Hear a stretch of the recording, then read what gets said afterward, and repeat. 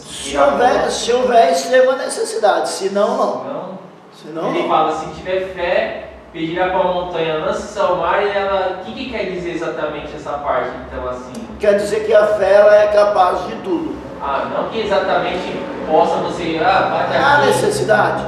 Não. Se não há necessidade... Ele coloca uma forma que... É uma linguagem metafórica, é uma metáfora, pode até se considerar uma hipérbole, uma coisa grande demais, mais do que o real. Entendi. Quer dizer que é uma Porque coisa... Deus é todo poderoso para fazer tudo aquilo que seja digno do seu caráter e que seja necessário. Se não há necessidade, Deus não vai fazer. Se não há necessidade, Deus não vai fazer. É igual a história do dente de ouro. Tem necessidade de alguém ter dente de ouro? Necessidade? Então para que Deus vai dar dente de ouro? Ele pode ter dente de ouro, mas não. Vocês lembram da história do dente de ouro, né? Não sei. Teve uma época que andou aparecendo líderes de várias religiões com dente de ouro na boca, dizendo que tinha sido Deus que tinha dado. Com tanto dentista por aí, e Deus dando dente de ouro. Pois bem, então o que Jesus deixa não são os seus atributos, porque se ele deixa os atributos, ele deixa de ser Deus. O que ele deixa é a sua glória. Mas o que eu quero fazer é uma comparação entre Jesus e Lúcifer. Então quem está em Filipenses capítulo 2 aí? Quem está com a Bíblia em Filipenses capítulo 2?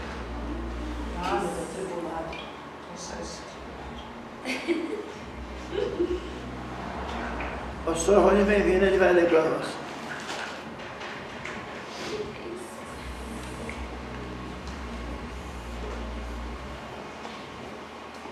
Filipenses capítulo 2, o senhor falou do versículo 5, não foi?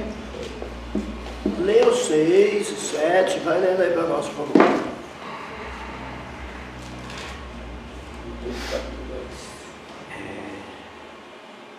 Versículo 7.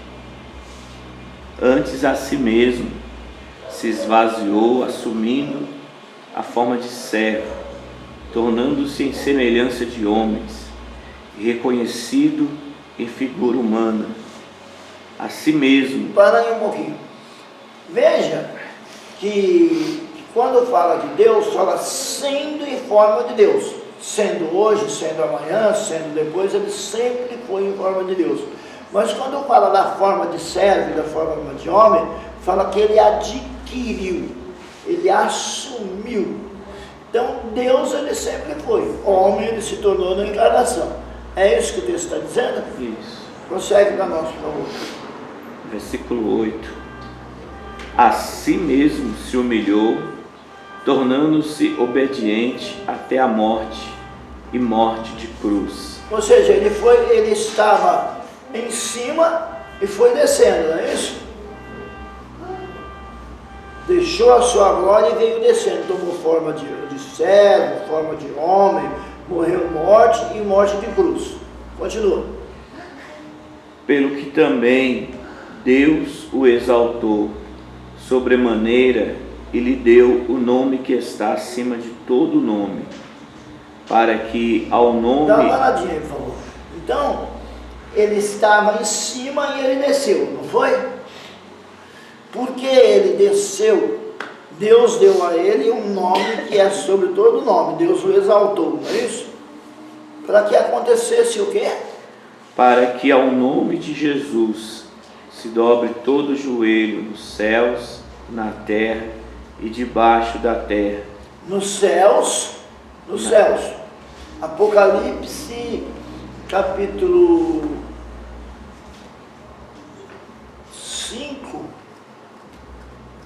versículo 11, acho que é 5:11.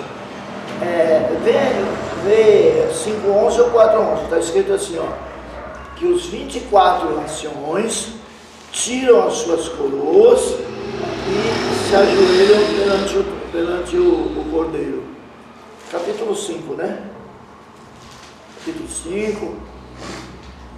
Começa do versículo 1. Apocalipse capítulo 5. Pode começar do versículo 1 que nós vamos encontrar. Por favor. Porque ao nome dele se dobre todos os nomes dos que estão no céu, não é isso? Capítulo 5, versículo 1. Isso. Vi na mão direita daquele que estava sentado no trono um livro escrito por dentro e por fora, de todo selado com 7 selos. Vi também um anjo forte que proclamava em grande voz: quem é digno de abrir o livro e de lhe desatar os selos? Ora, nem no céu, nem na terra, nem debaixo da terra, ninguém podia abrir o livro, nem mesmo olhar para ele. E eu chorava muito, porque ninguém foi achado digno de abrir o livro, nem mesmo de olhar para ele. Todavia um dos anciãos me disse: não chores, eis que o leão da tribo de Judá, a raiz de Davi, venceu para abrir o livro e os seus 7 selos. Então vi no meio do trono e dos 4 seres viventes, entre os anciãos de pé, um cordeiro como tendo sido morto. Ele tinha 7 chifres, bem como 7 olhos, que são os 7 Espíritos de Deus enviados por Dá uma toda a paradinha, terra. por favor, pessoal. Gente, me perdoe, eu errei, tá? É 4:10. 4:10, Apocalipse 4:10. Apocalipse 4, versículo 10. Os 24 anciãos prostrar-se-ão diante daquele que se encontra sentado no trono, adorarão o que vive pelos séculos dos séculos e depositarão as suas coroas diante do trono, proclamando: tu és digno, Senhor e Deus nosso, de receber a glória, a honra e o poder, porque todas as coisas tu criaste, sim, por causa da tua vontade vieram a existir e foram criadas. Agora volta lá em Filipenses. Filipenses capítulo 2. Vai dizer que no céu todos dobram os joelhos perante ele, não é isso? Isso. Lê pra Para nós. que ao nome de Jesus se dobre todo o joelho nos céus, na terra e debaixo da terra. Então, todos os joelhos no céu, na terra e debaixo da terra. Aqueles 24 anciãos, eles simbolizam as 12 tribos, ou seja, o povo de Deus do Antigo Testamento, e os 12 apóstolos, o povo de Deus do Novo Testamento. Por isso se diz que todo o joelho se dobrará perante a presença de Jesus. Continua Filipenses. E toda a língua confesse que Jesus Cristo é Senhor, para a glória de Deus Pai. Mas está no céu, na terra, lê toda a passagem para a gente ver que está em 3 lugares. Para que ao nome de Jesus se dobre todo o joelho nos céus, Os 24 anciãos. na terra Na terra, em todo momento na terra tem joelho dobrado perante Jesus. Se a igreja do Brasil não tiver com o joelho dobrado, a do Japão tá. Se a do Japão não tiver, a da África tá. Se a da África não tiver, a da Inglaterra tá. Mas a todo momento na terra há joelhos dobrados na presença de Jesus. E aonde mais? e debaixo da terra. Debaixo da terra, os demônios vão dobrar os joelhos deles perante a presença de Jesus. Na hora do acerto de conta, vai ter que dobrar o joelho diante da presença dele. E eu particularmente acredito que já dobraram, tá? Eu acredito numa coisa um tanto polêmica que eu aprendi com um especialista em Antigo Testamento, em cultura judaica, que quando a Bíblia diz, quando o Salmo diz: levantai, ó portas, ó entradas eternas, para que entre o Rei da Glória. E aí do outro lado perguntam: quem é este Rei da Glória? E se responde: é o Senhor forte na batalha, Ele é o Rei da Glória. Se prega e se ensina que ali foi que quando Jesus chegou na terra, chegou no céu, na ascensão. Eu não acredito nisso. Pelo que eu aprendi, Não acredito nisso. Eu acredito que ali foi quando Jesus chegou no inferno, entre a morte e a ressurreição. Quando ele chegou no inferno com os anjos, entre a sua morte e a sua ressurreição, os anjos do mal que estavam lá dentro, os anjos do bem que estavam com ele, disse assim: ó, levantais, ó portas, ó entradas eternas, porque o inferno também é eterno, e entrará o Rei da Glória. Os anjos que estavam com Jesus. Os demônios lá dentro perguntaram: quem é esse Rei da Glória? E os anjos que estavam com Jesus responderam: é o Senhor forte na batalha, ele é o Rei da Glória. Para mim isso faz mais sentido do que como ensinam. Porque como ensina, parece que os anjos que estavam dentro do céu não conheciam Jesus. Porque os que estavam chegando tiveram que dar uma senha para poder entrar, e os que estavam lá dentro perguntaram: quem é esse Rei da Glória? Como se os que estavam lá dentro já não conhecessem Jesus e já não soubessem. Os anjos sabem, não por onisciência, mas sabem por experiência com Deus, que Cristo haverá de voltar. Professor, Sim. Eu queria fazer uma pergunta também assim. O fato de Deus ter o mesmo poder de Deus, Pai, qual o motivo de todo instante ele estava em oração? Já que ele se esvaziou da glória, ele estava em oração para que nós aprendêssemos a estar orando? Ou porque era necessário ele estar falando com o Pai mesmo? Acontece o seguinte, preste bem atenção, por favor. Preste atenção todos, por favor. O que está acontecendo ali é o seguinte: para que a salvação se tornasse possível, Jesus se fez menor do que Deus. Ele nunca foi menor. Ele é igual a Deus, mas ele se fez menor do que Deus. É igual numa empresa. Numa empresa, o patrão e o empregado têm o mesmo valor como seres humanos, mas o empregado se submete ao patrão. No casamento, a mulher, o valor dela como ser humano é o mesmo valor do homem. Porém, a Bíblia ensina que a mulher deve se sujeitar ao marido dentro do casamento, para que o casamento possa funcionar. Então é a mesma palavra que quando fala da mulher se sujeitar ao homem, a palavra grega é oputasso. É a mesma palavra que é usada quando mostra que Deus se submeteu a Cristo. É uma sujeição funcional, para que as coisas possam funcionar. Então, Jesus sempre foi igual a Deus, mas para que a salvação pudesse funcionar, ele se fez menor do que Deus, para nos dar o exemplo de oração, o exemplo de humildade, o exemplo de submissão, o exemplo de obediência. Como você mesmo disse. Tudo bem? Então,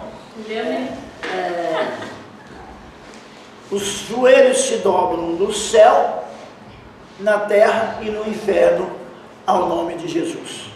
Porque a presença de Jesus no céu é glória, na terra é poder e no inferno é justiça. Pode ter certeza disso. No céu é glória. O céu é glória. Os anjos glorificam diuturnamente a Jesus. Na terra é poder. Poder para curar, poder para salvar, poder para transformar a vida. Na terra é poder. E no inferno é justiça. Porque não tem ninguém bonzinho lá, não tem ninguém inocente lá não. Então nós vemos que Jesus desceu. Quando ele desceu, Deus o exaltou. Satanás é justamente o contrário. Satanás, quando ele quis subir, Deus o rebaixou. Deus o rebaixou. Ezequiel, capítulo 28, vai falar disso. Vai falar, no capítulo 28, que ele disse assim, subirei, o senhor consegue achar para nós, pastor? Eu esqueci de marcar. Subirei mais alto do que o Altíssimo e acima dele farei a minha morada. E aí quer dizer, Jesus desceu, estava lá em cima e desceu. Era igual, não se prendeu ao fato de ser igual. Satanás nunca foi igual e tentou ser maior. Ele não queria nem ser igual, ele queria ser maior. E Deus e Deus o rebaixou. Ou seja, Deus resiste ao soberbo, mas dá graça ao humilde. A começar pelos dois, por Jesus e Lúcifer. Jesus desceu, Deus o exaltou. Lúcifer que subiu, Deus o rebaixou.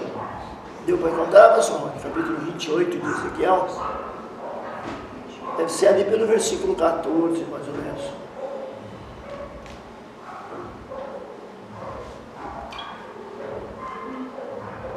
Subirei mais alto que o Altíssimo e acima das suas estrelas farei a minha morada. Achou? É Isaías? Não, Ezequiel. Ezequiel. Ezequiel 28.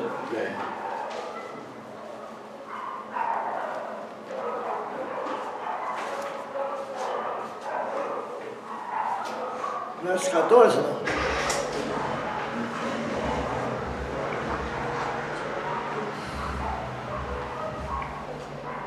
Não, Reinaldo. Ezequiel 28, minha gente. Não está unindo.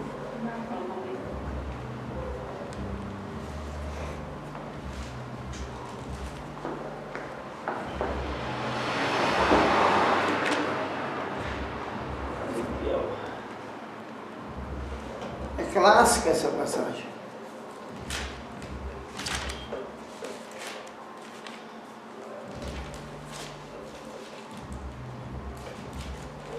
Consulta o santo Google.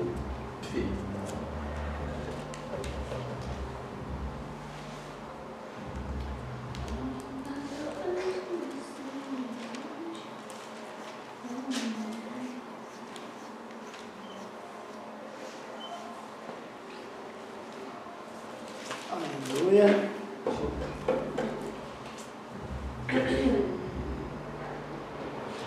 É 28 a partir do versículo 1. Posso ler? Pode. Ezequiel 28, a partir do versículo 1. A palavra do Senhor veio a mim dizendo: Filho do homem, diga ao governante de Tiro. É uma personificação. Ele toma o rei de Tiro como personificação de Satanás. A palavra do Senhor veio a mim dizendo: Filho do homem, diga ao governante de Tiro: assim diz o Senhor Deus, visto que o seu coração se eleva, Jesus se esvaziou, ele se elevou. E você diz: eu sou um Deus, sobre a cabeça, sobre a cadeira de um Deus. Meu Deus do céu, que versão é essa? É atualizada. Eu sou um Deus, sobre a cadeira de um Deus. Eu sou um Deus, sobre a cadeira de um Deus me assento no coração dos mares. Sendo você um simples homem e não um Deus, ainda que pense que o seu coração é como se fosse Deus, o coração de Deus. Sim, você pensa que é mais sábio do que Daniel, que não há segredo algum que se possa esconder de você.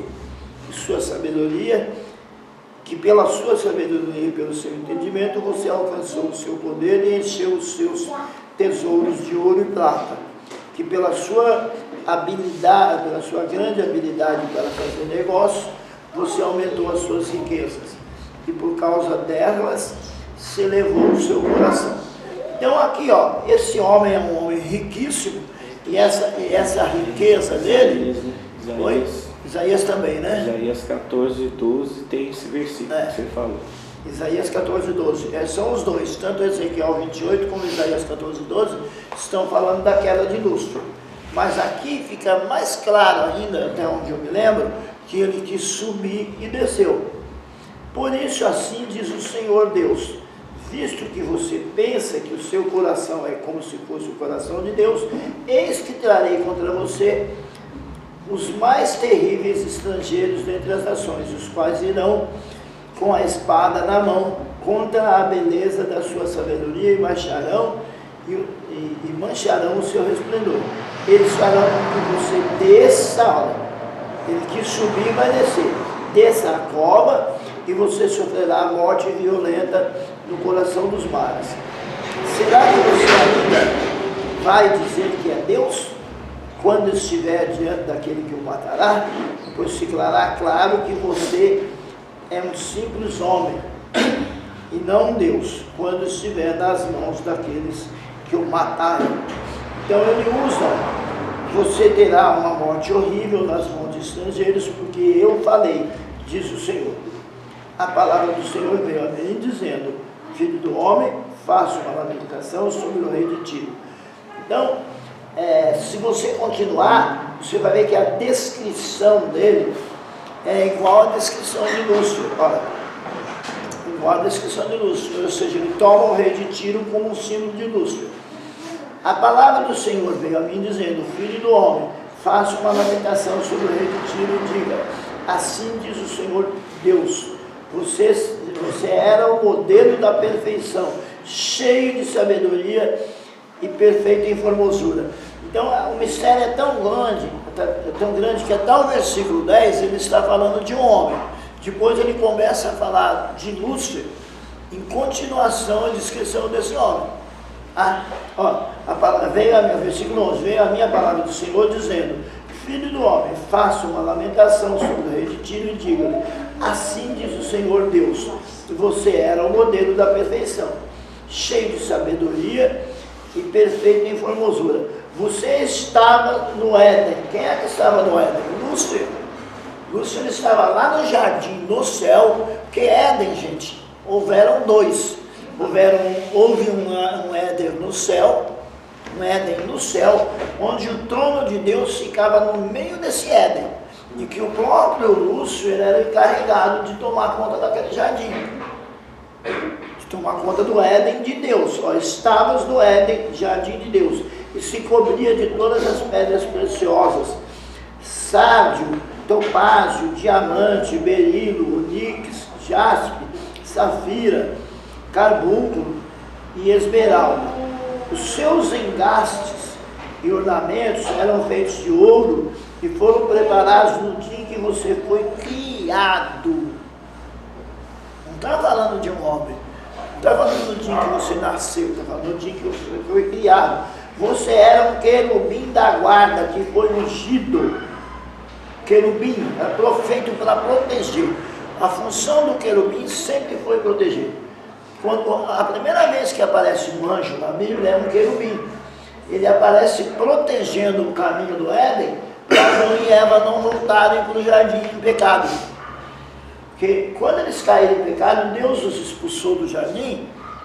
Não foi por maldade. Deus expulsou eles do jardim para que eles não comessem da árvore da vida em pecado e vivessem eternamente em pecado. Eles tivessem a oportunidade de morrer, porque a morte ela cessa o pecado. O homem morreu, se ele morrer em Deus, em Cristo, ele morre absolvido. Se ele morrer fora de Deus, fora de Cristo, ele morre condenado. Por isso que o querubim é colocado ali. Leia lá no livro de Gênesis, o querubim é colocado ali para proteger o caminho, para que eles não voltassem para dentro do jardim em pecado. É a primeira vez que aparece um anjo na Bíblia e é um querubim. Então o querubim sempre aparece protegendo.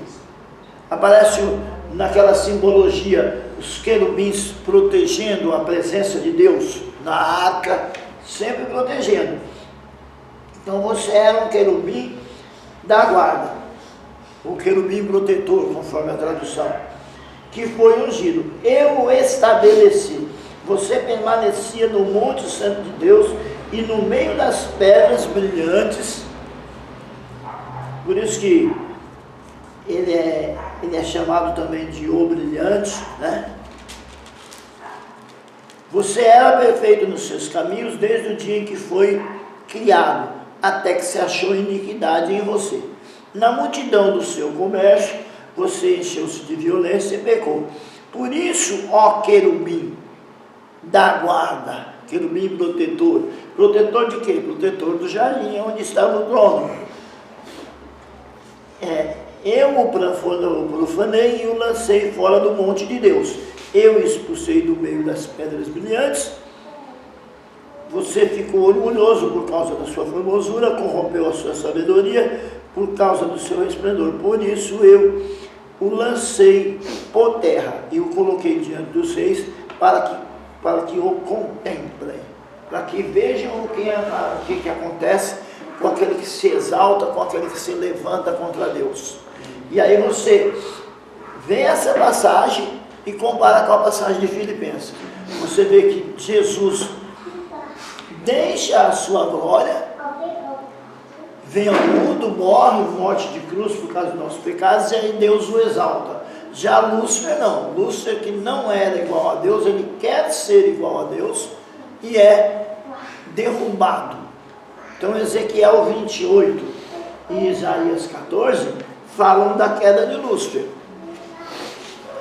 Então a conclusão a que se chega é que Jesus, ele, sendo Deus, não teve por usurpação ser igual a Deus, mas que ele é a expressão máxima do caráter de Deus.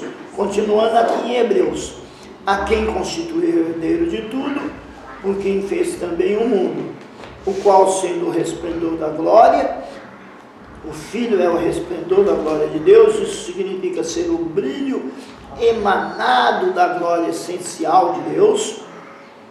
O autor de Hebreus enfatiza que esse brilho não é refletido, ele não é um reflexo, como a luz da lua, mas sim um brilho inerente, como os raios do sol. O sol tem o próprio brilho dele. O brilho glorioso de Jesus se deve ao fato de ele ser essencialmente Deus e a expressa imagem da sua pessoa. A locução, a frase,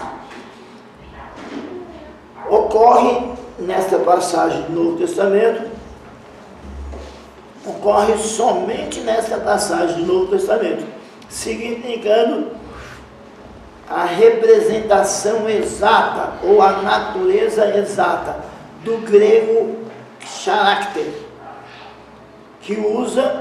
que era usada para se referir à imagem gravada em uma moeda. O Filho é a expressão exata, porque é o próprio Deus. Como se carimbava uma moeda, como se usa um carimbo ainda hoje. Aquele carimbo, ele reflete no material onde ele é carimbado a imagem exata. E aqui o caráter, o character, a imagem exata é a imagem de quem está na moeda. Jesus disse quem está na moeda?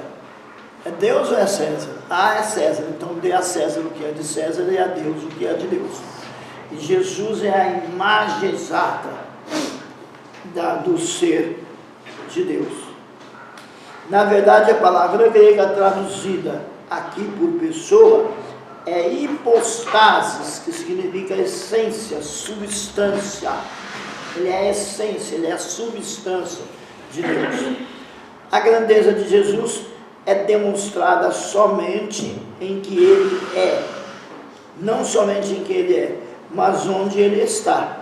Depois de terminar sua missão terrestre, de purificar os pecados dos homens, ele tomou seu lugar à destra do Pai. Quando ele voltou para o céu, assumiu seu lugar acima dos anjos, tendo cumprido o propósito de sua vinda ao mundo, e assim herdado, por mérito próprio, seu nome superior. E sustentando todas as coisas pela palavra do seu poder, havendo feito por si mesmo a purificação dos nossos pecados, assentou-se à glória da majestade nas alturas. O que se conclui disso? A conclusão a que chegamos é de que, embora o conceito do Logos fosse comum para gregos, para judeus de cultura grega, e já bem definido no período em que João o empregou, o apóstolo o desenvolve de modo inteiramente diferente, atribuindo ao Logos uma existência divina que se encarna e vive como um homem neste mundo.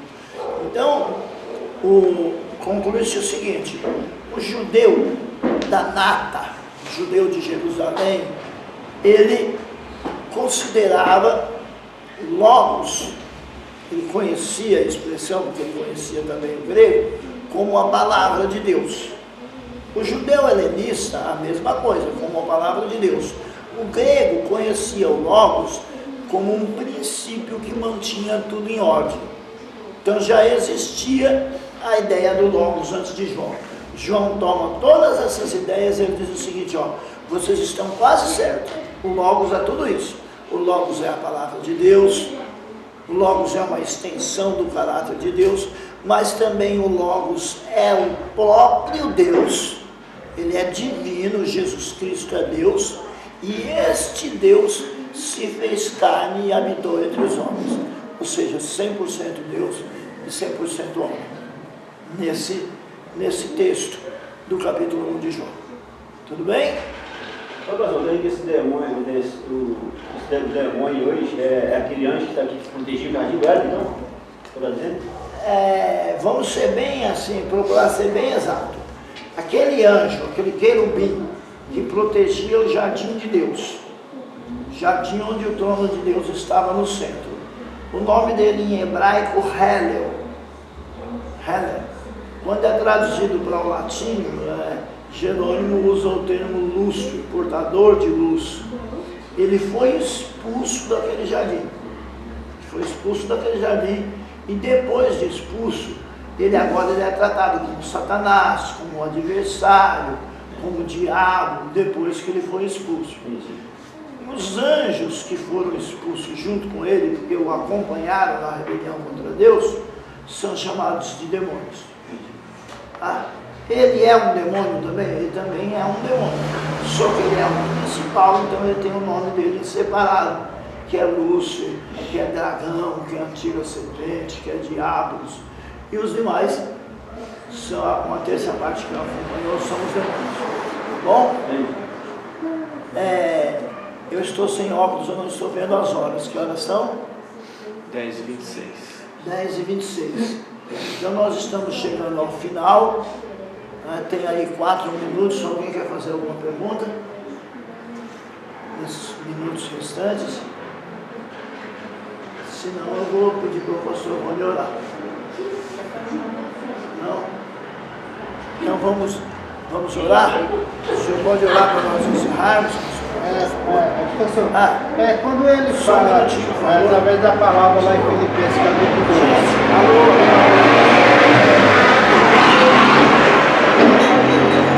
ele fala,